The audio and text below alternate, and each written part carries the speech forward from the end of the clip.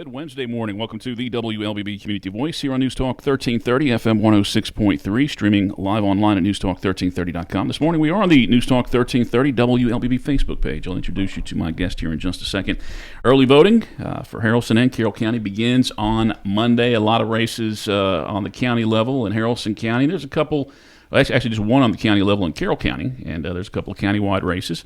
There's also a state race on the ballot. District 71, the position currently held by Jay Collins. Collins decided not to seek re-election this year, so two Republicans qualified and one Democrat. So we'll have the Republican primary. That'll begin again early voting on Monday, 3-week period before Election Day is May 21st.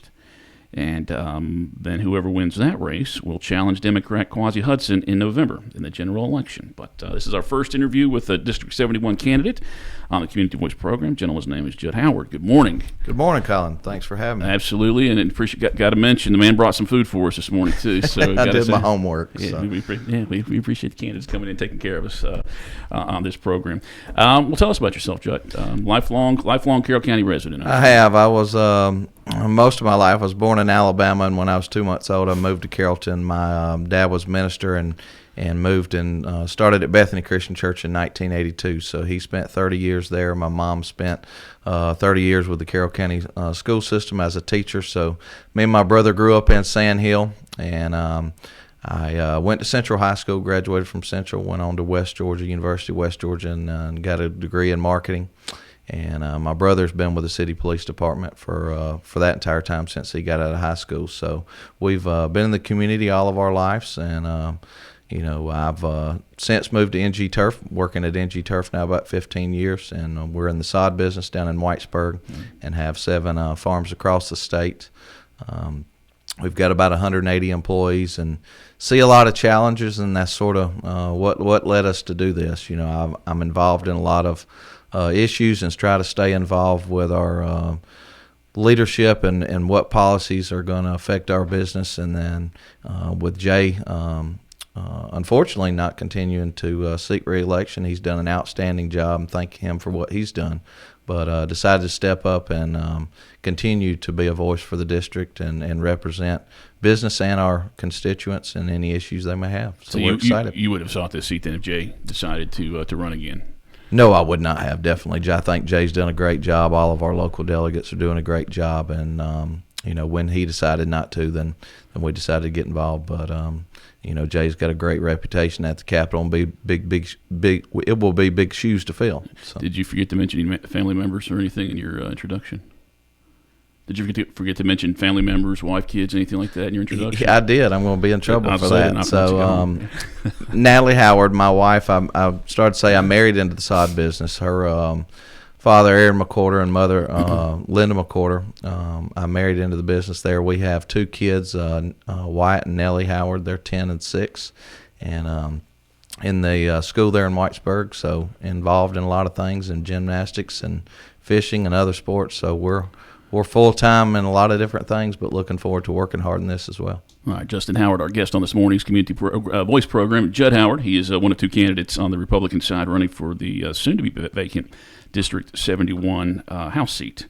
What are it did change a little bit, 71. I mean, it used to be District 69 even, right? Or 68, I believe. Yeah, so it's recently changed. Have you caught up with, to remind viewers? I mean, I know we went through a whole big process about it earlier this year, but I'm sure there are some people who still don't recognize which district they're in for that. That's right. You can go to some state sites and put your address in, and it'll tell you which district you're in. But District 71 sort of runs from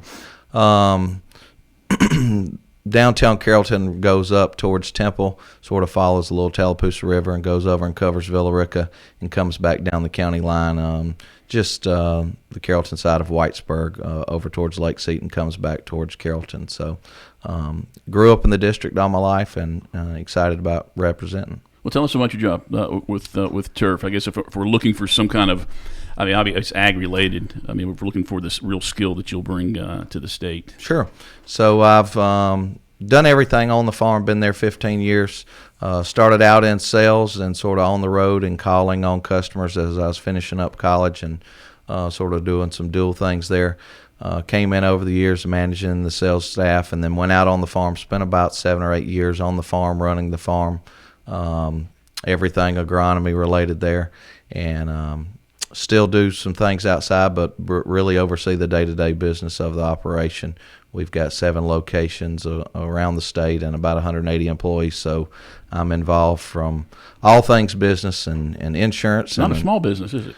No, it's not a small business. We're a family business. We have my wife and both of her brother and sister involved, and my father-in-law active in the business every day. So it's interesting at times, but a rather large family business. But we've been blessed and we enjoy it.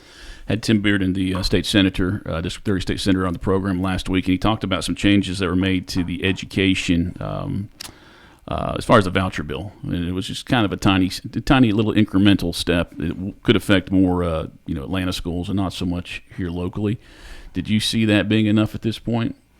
Well, I think, or do you have an interest in that in vouchers? What's your opinion on the vouchers? One thing we're blessed in the district and in Carroll County with great school systems and great superintendents, and that's not the case around the state. Mm-hmm. And I think what the legislation did this session to sort of do a little bit in the sense of vouchers to ease into that situation, to looking at helping some rural communities and schools and some in some urban areas to make sure that those kids have the education that they need, I think is an important step. I think we're, again, blessed in our district right now with great school systems and great leadership, public and private.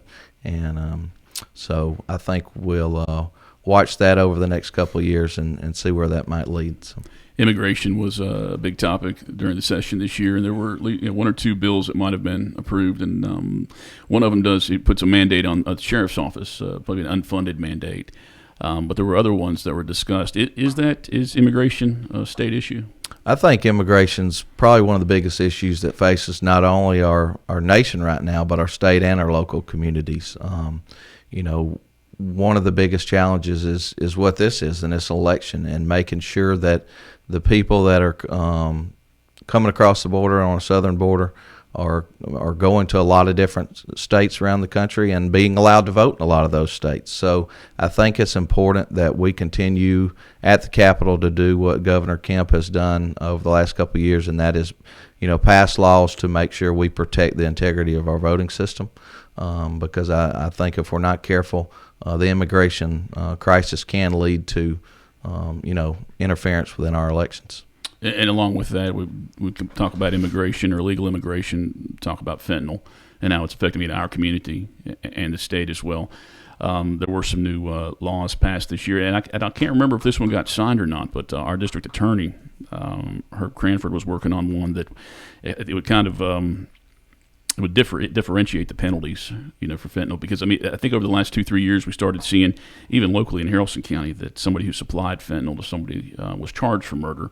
However, I think it ended up being aggravated manslaughter or something like that. But there's a bill that would probably allow for those kind of charges if you can prove that intent, or even if you can't prove intent, there'll be bigger penalties. Have you seen that bill, and is that something that you think the state should expand upon? I have, and I've spoke with Mayor Kaysen regarding that. I've had great conversations with Mayor McPherson and Mayor Johnson, and the opioid crisis and the drug situation in our communities is a major deal right now, and a lot of that's fentanyl that's coming across our border. And I think the first step is prosecuting dealers to the highest level that we can. And I 100% believe that if someone has sold drugs that contain fentanyl and cause a death, then they should be prosecuted. Even if they're like the second, again, I'm not saying that fentanyl's cool, but if they're if they bought it from somebody else and then they ended up they're the middleman and sold it to somebody. I think 2 words of caution there. Anyone, kids these days need to be aware that no matter what drugs they may be trying that they think that could just be marijuana, that everything right now is being laced with even fentanyl. Adderall. Yeah. And if a drug dealer's not aware of that, tough for him. I think we still prosecute him to the fullest extent. One of the bigger bills locally had to do with Villa Rica, and Jay Collins got into that after 4 or 5 months of chaos up in Villa Rica. Did you follow that situation and maybe the bills that were put out there? I did, and I think Jay did a great job going to the Capitol and getting that bill passed, and I think it's still awaiting the governor's signature. But I think it was a tough situation. I'm very much in favor of the electoral process, and I hated that Mayor McPherson entered into that situation. But I think we've got a good resolution now, and I've spoke with her, and I think we're moving past that and headed in the right direction to do what we need to do in Villa Rica, and that's get good jobs there, continue to build that community, and move forward past this situation. Jutt Howard's a candidate for District 71 on the Republican side. Mark Latanzio is the other candidate. I believe he's on the program Friday on the Republican side. Whoever wins that race in the general primary will go up against Quasi Hudson, a Democrat, in November. We'll take our first break. If you have any questions or comments, please post those to the News Talk 1330 WLBB Facebook page, and I'll try and take a look at those during our first break. Community Voice brought to you by Tanner Health System and Oak Mountain Academy. Health is a journey. It's making better choices, even when it's not easy. It's taking care of yourself and the people you love. At Tanner Health System, we're there for you with every step, with primary care, heart care, cancer care, women's care, orthopedics, surgical services, and so much more. We're dedicated to helping you live and feel your best. So let's get on that journey to health. You've got places to be for many years to come. Find us at tanner.org. The AP Scholar Journey at Oak Mountain Academy is designed to provide students with a clearly defined advanced placement curriculum track to earn a series of distinctions upon graduation. This journey enables academically prepared students to pursue college-level studies throughout 17 AP courses in 5 subject categories while enrolled at OMA. I'm Patrick Uran, head of school, inviting you to journey with us on the mountain. For more information, visit us at oakmountain.us. Discover your journey at OMA. Prepare, explore, and achieve.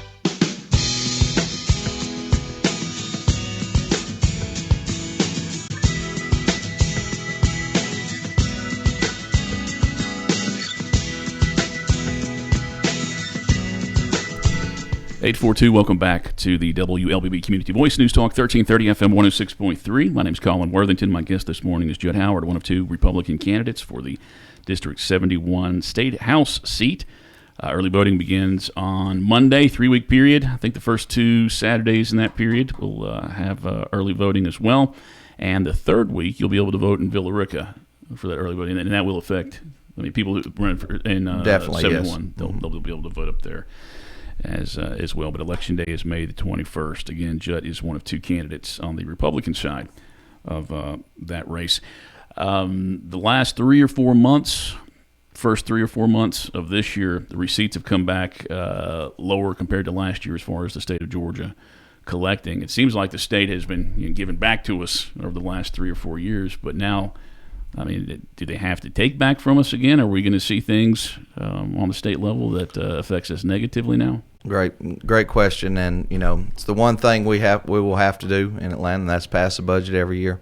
I think the governor and his staff have done a great job through his term as doing a balanced budget and being conservative in how they spend taxpayers' money. I think that citizens can spend our money more wisely than government can.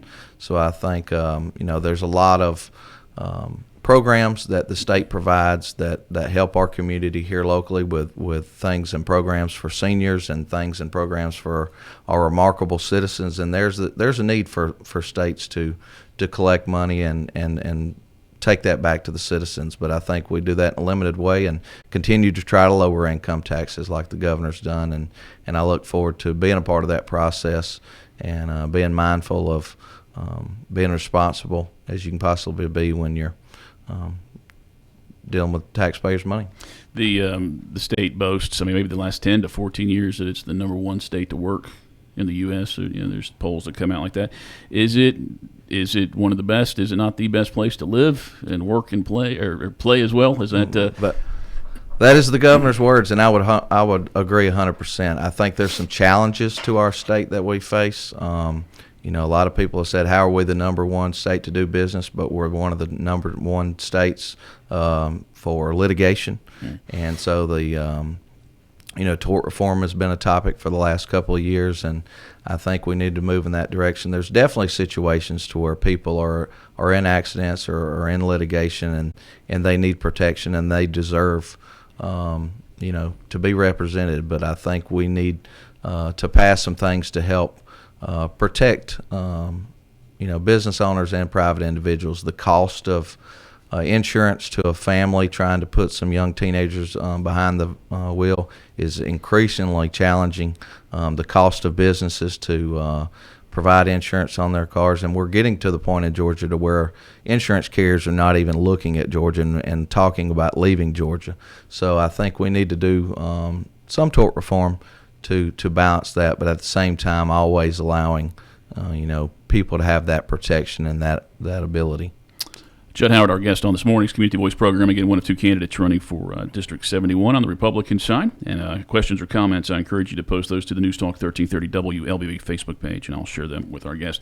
Are you doing any door-to-door? Are you having forums, participating in forums or anything like that? We're doing a little bit of everything. So I've laughed with a lot of people. Me and my wife have had more dates in the last couple of weeks than we have in the last couple of years, but unfortunately it's a date with a fence post driver. So we're putting up signs, we're knocking on doors, we're talking to people at businesses, we're going to be doing some mailers. We've got juthhoward.com as our website. You can go there to find out more information.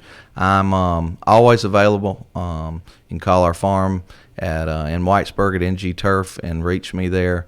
Reach me on my website. I'll be glad to come by and talk to anybody that's has any questions. But yeah, we're working hard and excited. Have any constituents maybe presented you with an idea or a concern that maybe you didn't think of, or are they more comfortable talking with you about ag?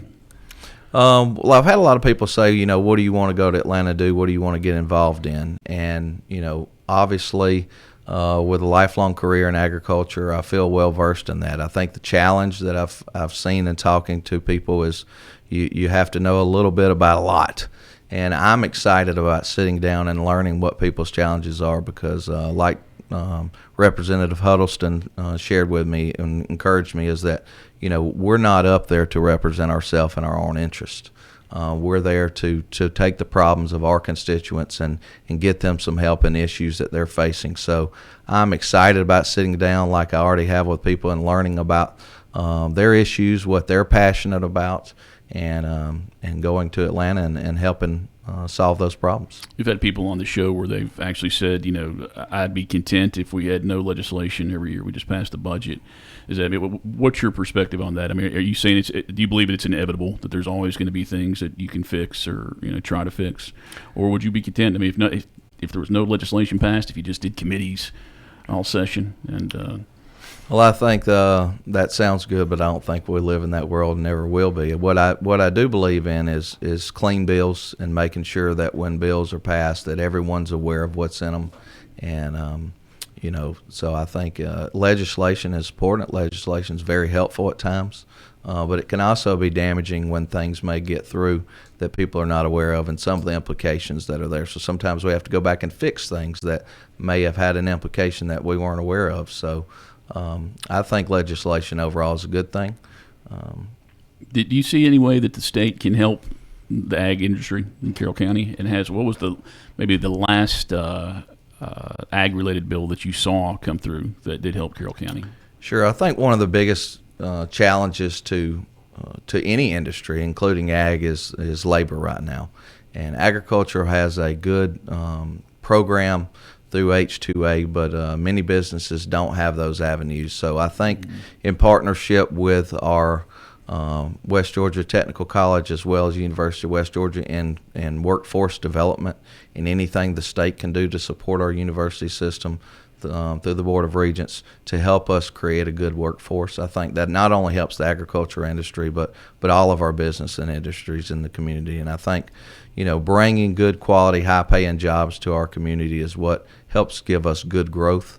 And we have a great real estate industry here and a great group of builders, and growth is a good thing as long as we do that well and we're planning it and we're bringing in the good high-paying jobs that can support that quality home. I'm going to kind of test and see how many senators, state senators, and House members you may have talked to over the last couple months about this. There's LaGrange. There's speculation that there's going to be, and it may already be set up. I don't know as far as traffic coming in from the coast and LaGrange, but that could affect us here in the next 10 years or so as far as a new bypass. Have you even heard any talk about that? Right. I mean, the ports in Savannah right now have done a great thing for our state, and they're getting closer to our community in ways that as that freight comes up our interstates and where that's distributed out of. Will bring a lot of great opportunities, but with growth come challenges. So planning ahead and looking at what that will look like and making sure that with our Department of Transportation we're prepared for that infrastructure, I think, is where we're headed. Time right now is 8:50. We're going to take our final break, come back and conclude our conversation with Jutt Howard. He's one of two Republican candidates for the District 71 State House seat for the state of Georgia. Again, questions or comments, feel free to post those to the News Talk 1330 WLBB Facebook page. We'll come back and wrap up our program after this. Health is a journey. It's making better choices, even when it's not easy. It's taking care of yourself and the people you love. At Tanner Health System, we're there for you with every step, with primary care, heart care, cancer care, women's care, orthopedics, surgical services, and so much more. We're dedicated to helping you live and feel your best. So let's get on that journey to health. You've got places to be for many years to come. Find us at tanner.org. The customized academic scholar journey at Oak Mountain Academy is individually designed to provide students with a personalized, clearly defined academic track that earns the student a series of distinctions upon graduation. This journey enables academically driven students to pursue a focused, rigorous course of study personalized to their wants and desires. I'm Patrick Uran, head of school, inviting you to journey with us on the mountain. For more information, visit us at oakmountain.us. Discover your journey at OMA. Prepare, explore, and achieve.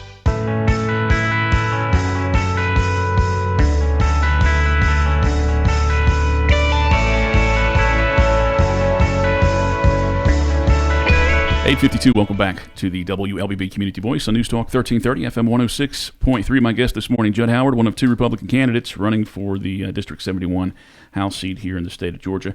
Long-time listener, big-time listener, Carolyn Henderson has checked in, and she may have missed the first part, but we'll go ahead and ask this again for you. She says that she understands Georgia is the home to more illegals than Arizona. I can't confirm that, but I've heard it as well. And that's a border state. Where do you stand on the issue of illegal immigration?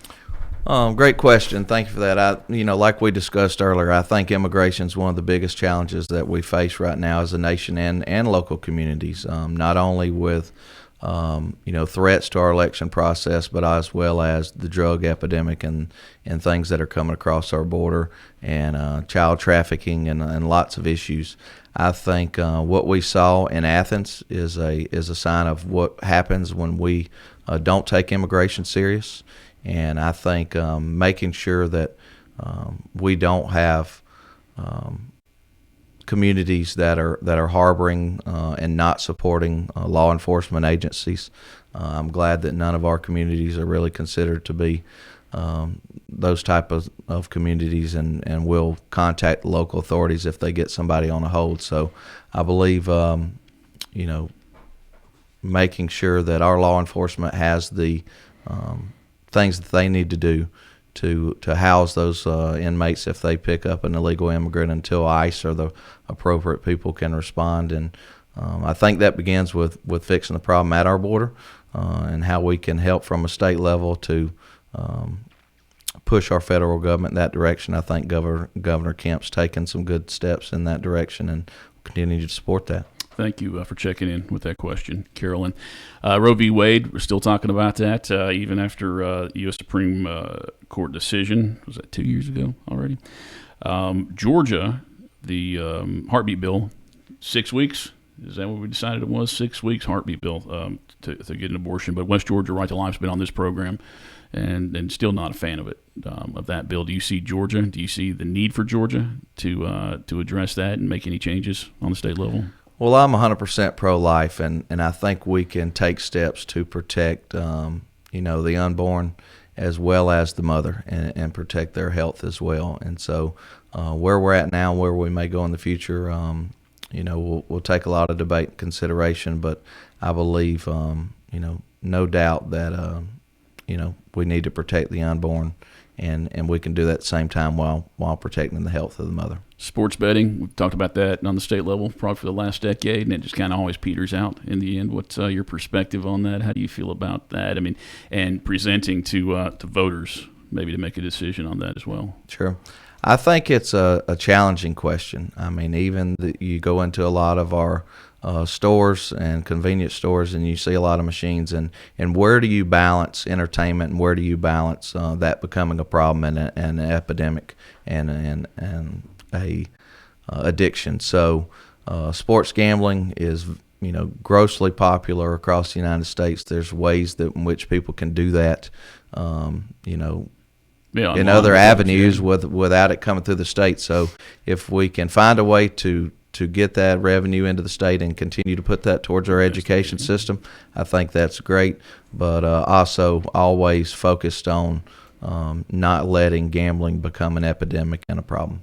What's your perspective on term limits as far as House Rep? Do you see that being a 10-year job? Do you see it being, could you do it for 25 years if you thought you were being successful? Or do you think there's some point where there'd be time to change? And because it is hard to beat an incumbent. Great question. And I think when we look at D.C., a lot of times we call it the swamp up there, and people are not a fan of career politicians, and his term limits the answer for that.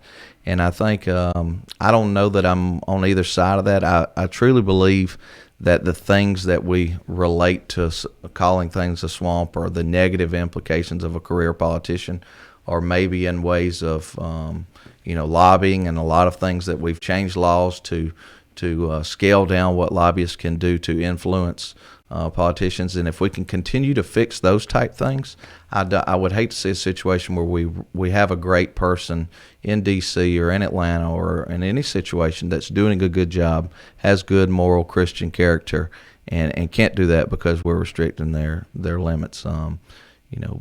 Getting there and having that leadership and the way the leadership structure is, having that representation in D.C. with someone that's been there a long time can be great for our state. And so we just need to create laws to control the negative implications of career politicians, and I think we can do that. Jutt Howard, he is one of two Republican candidates for the District 71 State House seat. General primary is early voting begins next Monday, 3 or 4 weekdays from today, and then May 21st is actual election day. Winner of that race will challenge Quasi Hudson, the Democrat, in November. Thank you for coming out. Thanks for talking to us. It's good to meet you. Thank you, Colin. Thanks for your team, and enjoyed it. Thank you for breakfast, too. And Absolutely. Thank you for listening to this morning's Community Voice program. Tomorrow, Dr. Pinckney, he's a candidate for Board of Education, Carroll County Board of Education. He's our guest on that program at 8:30. And then on Friday, Mark Latanzio, the other Republican candidate for this District 71 seat, will be on the program. Hope you'll tune in for both of those and prepare and get your questions so you can throw them up on Facebook at 8:28 so we can get them out there earlier in the program. But we will catch you tomorrow. Community Voice brought to you by Tanner Health System and Oak Mountain Academy.